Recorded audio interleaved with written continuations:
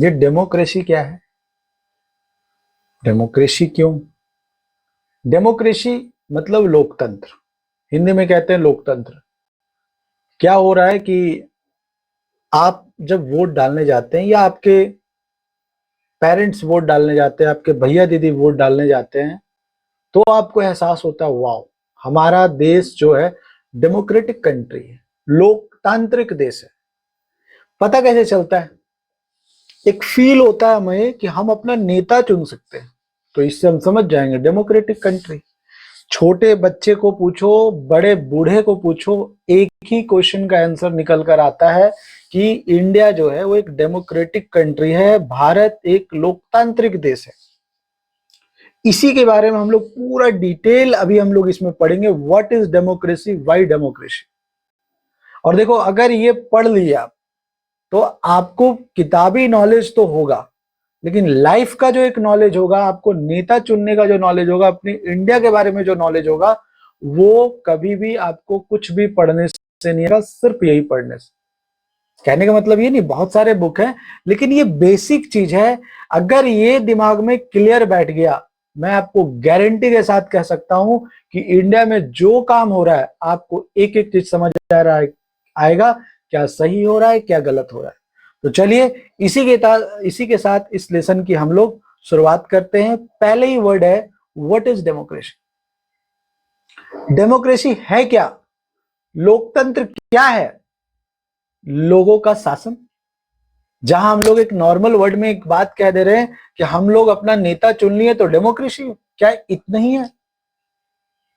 अभी देखिए, लिंगदो मैडम, एक अगर आप अपने एनसीईआरटी बुक में पढ़िएगा तो वहां दो स्टूडेंट आपस में बातचीत कर रहे हैं, वो मैडम भी है, लिंगदो मैडम, वो आपस में क्या बात करिए, आप जाकर वहां, उसका मैं समरी आपको बता दे रहा हूं। वो लोग आपस में बात कर रहे हैं कि डेमोक्रेसी, पहले हम लोग को पढ़ा दिया गया डेमोक्रेसी अच्छा है, डेमोक्रेसी वो है डेमोक्रेसी, लेकिन अब हम लोग पढ़ रहे हैं व्हाट इज डेमोक्रेसी। ये बात पहले बता देती कि डेमोक्रेसी क्या है, तो हम लोगों को पढ़ने में मजा भी आता। लेकिन दोस्तों, यहां पर लिंगदो मैडम ने कितना क्लियर कहा। आप कहते हैं ना कि सभी से प्यार करो, आप कहते हैं सभी का रिस्पेक्ट करो, क्या उसका डेफिनेशन पहले बताते हैं? नहीं। आपको डेफिनेशन बताने से पहले आप उस चीज को फॉलो करते हैं, फिर धीरे धीरे आपको पता चल जाता है प्यार क्या है, नफरत क्या है, गुस्सा क्या है। उसी तरह से डेमोक्रेसी, हम डेमोक्रेसी के बारे में बहुत सारी चीजें पढ़ ली हम लोग 8 तक, लेकिन 9 क्लास में क्या होता है कि व्हाट इज डेमोक्रेसी, ये डेमोक्रेसी क्या है, इसके बारे में डिटेल से आपको पढ़ना है। तो इसी तरह डेली लाइफ में हम लोग समझेंगे। तो दो तरह का गवर्नमेंट होता है भाई, दो तरह का गवर्नमेंट होता है, एक डेमोक्रेटिक और एक नॉन डेमोक्रेटिक। एक डेमोक्रेटिक, एक नॉन डेमोक्रेटिक, यानी एक लोकतांत्रिक देश और एक अलोकतांत्रिक देश। आप अनुमान लगाइए कहां पर ऐसा होगा। आप इंडिया में रहते हैं, इंडिया में आप जानते हैं वोट दिए हमारा पीएम बन गया, वोट दिए हमारा सीएम बन गया। इस तरह की बातें जब हम अपने डेली लाइफ में लाते हैं तो हम देखते हैं कि यार हम तो इंडिया में रहते हैं और इंडिया डेमोक्रेटिक कंट्री है। सिंपल डेफिनेशन अगर हम लोग समझे, सिंपल डेफिनेशन अगर हम लोग यहां समझे, democracy is a form of government in which the rulers are elected by the people. जो देश को चलाएंगे, जो नेता देश को चलाएगा, उस नेता को हम लोग चुनेंगे। वाह, कितना मजेदार। जो इस देश को चला रहा है, जो इस देश को चलाएगा, वो नेता, उस नेता को कौन चुनेगा? हम लोग, यानी bye the people, elected by the people. Democracy में ही हो सकता है, और कहीं नहीं हो सकता, और कहीं नहीं हो सकता।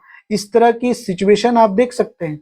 अगर हम म्यांमार का जो एग्जांपल यहां दिया कि वहां पर क्या डेमोक्रेसी, आप देखो म्यांमार में कोई चुनाव उनाव नहीं, जिसके पास पावर है वो हेड है। मतलब कहने का मतलब है वही कंट्रोल, जो आर्मी को कंट्रोल कर लिया वही रूल करेगा इंडिया पे, वही रूल करेगा। चिली, मैं आपको मैप में भी दिखाता हूं, देखो ये म्यांमार है, ये जगह पर है, ये म्यांमार। थोड़ा आप जूम करके यहां पर देखेंगे, ये म्यांमार वाला जगह है जिसका मैंने अभी एग्जांपल दिया, ठीक है। उसके बाद देखो यहां चिली, ये देखो चिली, यहां देखो ये है चिली, समझ रहे हो, ये है चिली। तो म्यांमार में क्या है, जिसके पास आर्मी है वो देश को चलाएगा। सही बात है भाई, जिसके पास पावर है। क्या हमारे इंडिया में ऐसा है? कंपेयर हमेशा इंडिया से करना नहीं।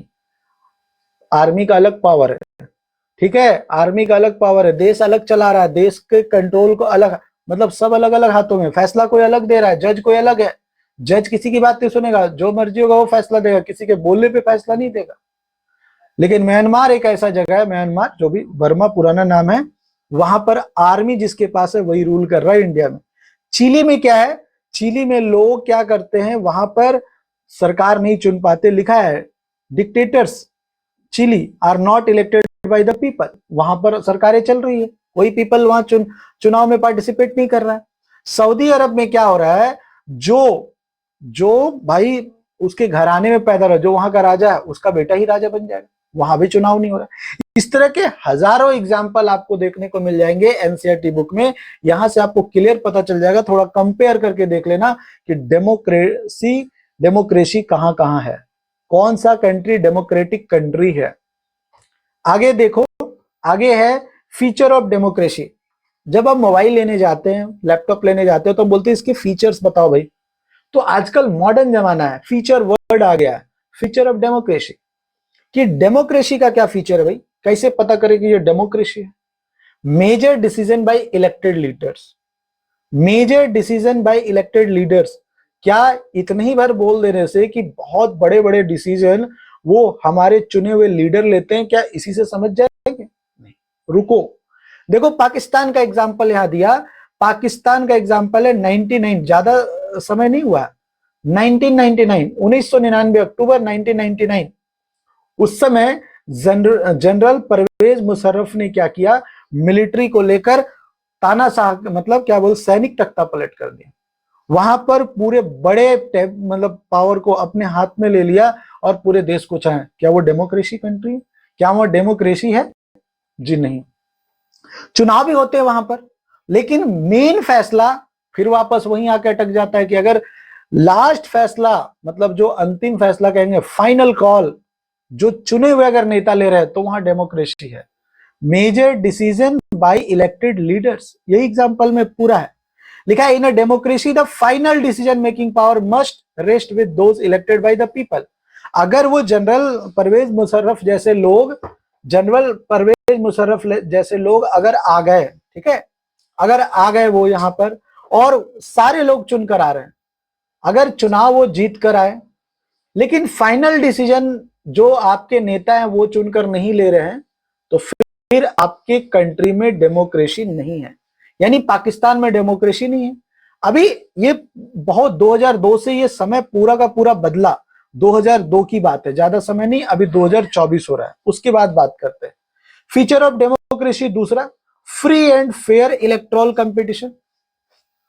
अब चुनाव तो होंगे, मान लीजिए कि चुनाव हो रहा है, बार बार एक ही आदमी जीत रहा है, जैसे चाइना का एग्जांपल यहां पर बहुत अच्छे से दिया हुआ है कि चाइना में रेगुलर इलेक्शन होते हैं हर 5 साल में, लेकिन जीतता कौन है? वही पार्टी। तो चुनाव करवाने का क्या फायदा हुआ? इसलिए फीचर कि free and fair electoral competition, कहने का मतलब है कि हम लोग दिखाने के लिए चुनाव करवा रहे दुनिया में कि देखो भाई यहां चुनाव हो रहा है, लेकिन जीत कर एक ही पार्टी। आप थोड़ी देर के लिए ये सोचो कि अगर ऐसा इंडिया में हो जाए, तो चुनाव हो रहा है लेकिन बार बार बीजेपी जीत रही है, या बार बार कोई एक पार्टी, मान ली कांग्रेस जीत रही है, कोई भी पार्टी जीत रही है, लेकिन अगर वो पार्टी लगातार बनी रहेगी तो उसके अंदर ईगो आ जाएगा। हर कोई जिसके पास पावर आ जाता है, ईगो आ जाता है, वो डिसीजन लेना मुश्किल हो जाता है। डिसीजन लेना वो सोचता है चलो मैं डिसीजन लूंगा नहीं लूंगा, कोई तो कुछ बोलने वाला, वापस मुझे आकर जीतना है। लेकिन इंडिया में डर बना रहता है, हर पार्टियों के अंदर ये डर रहता है कि अगर मैं अच्छा काम नहीं करूंगा, हमारी पार्टी अच्छी काम नहीं करेगी, तो फिर ये जो जनता है, ये पीपल है, वो हमें उखाड़ फेंकेंगे, मतलब कि हमें वापस इस कुर्सी से हटाकर फेंकेंगे। सिंपल सी बात है। इसीलिए डेमोक्रेसी में हम लोग हमेशा ये कहते हैं कि चुनाव के वक्त नेता आता है, अब आएगा तो दिखा देंगे, अच्छा इस बार जितवा दिए ना, अगली बार नहीं जितवाएंगे। ये वर्ड कैसे आता है? ये वर्ड तभी आएगा जब आप डेमोक्रेसी में रहेंगे, डेमोक्रेटिक कंट्री में नहीं। इसलिए ये बातें लिखी गई है कि democracy must be based on a free and fair election, एकदम होना चाहिए फेयर इलेक्शन। पता चला वोट डाल रहे हम ए को और बी को वोट जा रहा है, बी को वोट डाल रहे ए को वोट जा रहा है, तो वापस से ये सिस्टम ही खत्म हो जाएगा कि भाई आप प्रधानमंत्री का चुनाव करवा लो, एमपी का चुनाव करवा लो, सीएम का चुनाव करवा लो, भाई जीतेगा तो वही, तो फिर चुनाव करवाने का क्या फायदा। तो एक ऐसा feature, free and fair electoral competition, a democracy must be based on a free and fair election where those currently in power have a fair chance of losing. अब ये चीजें पूरी की पूरी आपके दिमाग में बैठ जानी चाहिए। उसके बाद है फीचर ऑफ डेमोक्रेसी। अब ऐसा नहीं हो कि मैं गया 4 वोट दे के आ गया, मेरे पापा गए 10 वोट दे के आ गए, मेरा भाई गया 6 वोट दे के आ गया, और मेरी बहन गई 1 वोट दे के आ गई। नहीं, 1 पर्सन 1 वोट और 1 वैल्यू। 1 person 1 vote 1 value. चाहे वो राष्ट्रपति इलेक्शन में आ जाए वो वोट दे, चाहे पीएम वोट दे, चाहे मैं वोट दूं, चाहे कोई भी वोट दे, सबका वोट का वैल्यू एक होना चाहिए। In a democracy, each adult citizen must have 1 vote and each vote must have 1 value. 1 value होना चाहिए।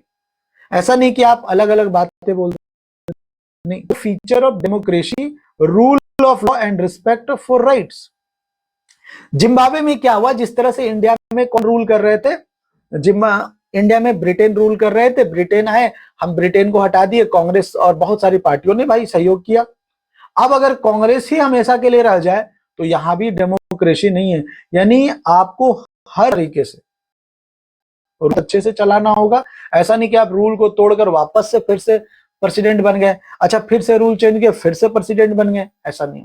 जिम्बाब्वे का ये एग्जाम्पल है कि वहां पर क्या हुआ कि बहुत सारे लोगों ने मिलकर देश को आजाद कराया। उसके बाद वहां का जो पीएम था वो पीएम बनता गया, इलेक्शन करवा रहा था, रेगुलर हो रहा था, लेकिन बार बार प्रेसिडेंट वही बन जा रहा था। तो यानी ये चीजें तो गलत है। तो rule of law and respect for rights. Summary of definition, देखो इतनी देर में आपको समझ आ गया होगा कि क्या है भाई डेमोक्रेसी। कैसे पता करेंगे क्या है डेमोक्रेसी, तो आप देख लो, किसी भी देश के बारे में पता करो और आप एक लाइन में बोल दो यार डेमोक्रेसी है या नहीं। Democracy is a form of government in which the rulers are elected by the people. वापस वही आ गया, लेकिन और भी चीजें यहां नीचे ऐड हो गई है, वो ध्यान देंगे आप। सबसे पहला कि rulers elected by the people take all the major decision. आप जिसको चुन रहे हो वो डिसीजन ले रहा है कि नहीं, चुनकर हम मूर्ति की तरह उसे भेज दिए, अब वो खड़ा है, सारा फैसला भाई बिना चुना हुआ आदमी ले रहा है, तो फायदा क्या है। Elections offer a choice and fair opportunity the people to change their current rulers. उसके पास एक पावर होनी चाहिए कि मैं, अगर देखो भाई ज्यादा नेता इधर उधर करेगा चेंज कर देंगे, ज्यादा नेता इधर चेंज कर देंगे। वोट देख, वोट का पावर रहना चाहिए, वोट का पावर अगर नहीं रहा, देखो अभी हाल फिलहाल यहाँ वोट हुआ, वोट का पावर नहीं रहा तो लोग अपनी मनमर्जी करने लगेंगे, लोग नहीं मतलब नेता अपनी मनमर्जी करने लगेंगे।